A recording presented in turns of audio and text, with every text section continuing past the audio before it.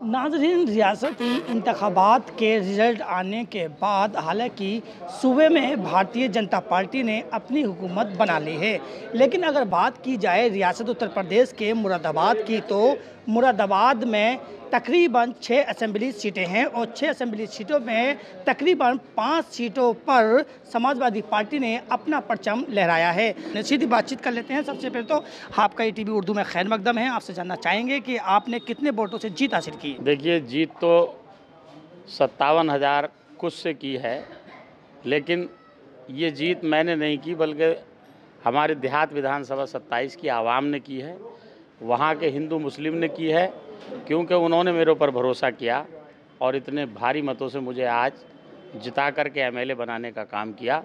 और मैं ख़ास तौर से धन्यवाद करता हूँ, शुक्रिया अदा करता हूँ अपनी पार्टी के राष्ट्रीय अध्यक्ष अखिलेश यादव जी का, कि जो उन्होंने मुझे एक छोटे से कार्यकर्ता को देहात विधानसभा 27 का प्रत्याशी बना करके मुझे टिकट दिया और मैं उनका बहुत बहुत शुक्रगुजार हूँ। और आज मैं एमएलए बना।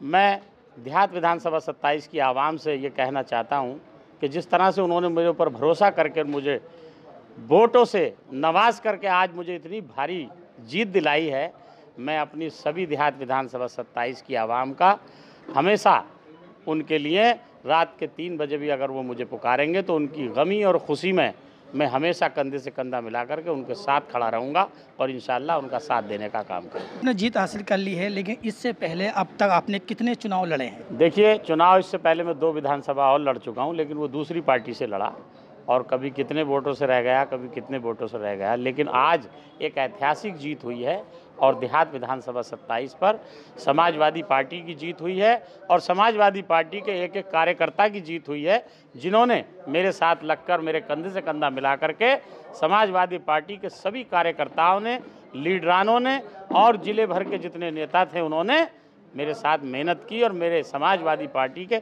छोटे से छोटे कार्यकर्ता ने मेहनत की। मैं उनका धन्यवाद करता हूं और मैं उनका बहुत बहुत शुक्रगुजार हूं। हाजी जी, अगर बात की जाए आपके सियासी सफ़र की, तो आपने अपना सियासी सफ़र कहां से शुरू किया था, कब शुरू किया?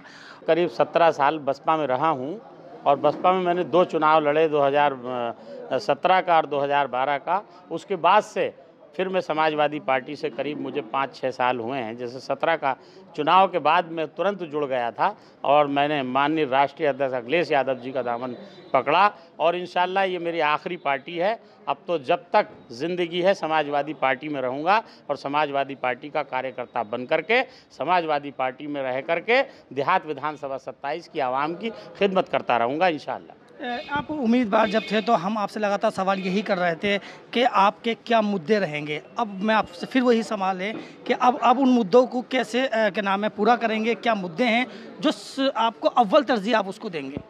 देखिए, मैं देहात विधानसभा 27 का पहले इफ्तिदा करूंगा, बिस्मिल्लाह करूंगा, क्योंकि अभी तो मैं विधायक बन के आया हूं। अभी लखनऊ जाएंगे, वहां से आने के बाद में मैं तमाम ही देहात के अंदर भ्रमण करूंगा और वहां पर सभी आवाम का शुक्रिया अदा करूंगा और फिर जो भी आवाम और वहां की जनता जिस काम के लिए कहेगी, जो मेरे बस की बात होगी, इंशाअल्लाह मैं उनका वो काम, वो कार्य, वो विकास कराने का काम करूंगा इंशाअल्लाह। सूबे की अगर बात की जाए तो सूबे में भारतीय जनता पार्टी ने अपनी हुकूमत बना ली है, तो वहीं समाजवादी पार्टी विपक्ष में जो है मजबूती के साथ आई है। आप विधायक हैं, क्या मानते हैं? समाजवादी पार्टी की सच्चाई, समाजवादी पार्टी के कार्यकर्ता की मेहनत, जो कि पहले मेहनती था समाजवादी पार्टी का कार्यकर्ता, आज भी मेहनती है, पहले ईमानदार था, आज भी ईमानदार है। और हमारे समाजवादी पार्टी के हमारे राष्ट्रीय अध्यक्ष जानदार, शानदार, ईमानदार अखिलेश यादव जी, जो कि हम उनके दिशा निर्देश पर और उन्हीं के कहने पर हम आवाम का जहाँ भी जो कोई काम होगा इंशाअल्लाह उसको कराने का काम करते हैं।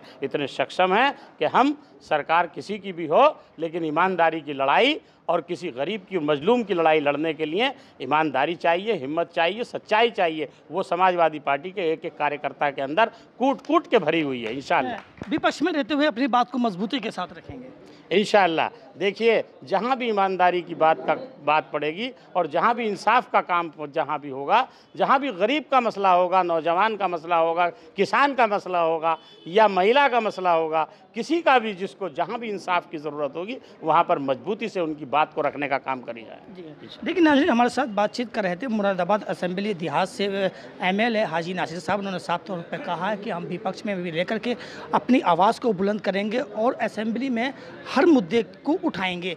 जी हाँ, मुरादाबाद से मैं ETV भारत के लिए शाहनवाज नकवी।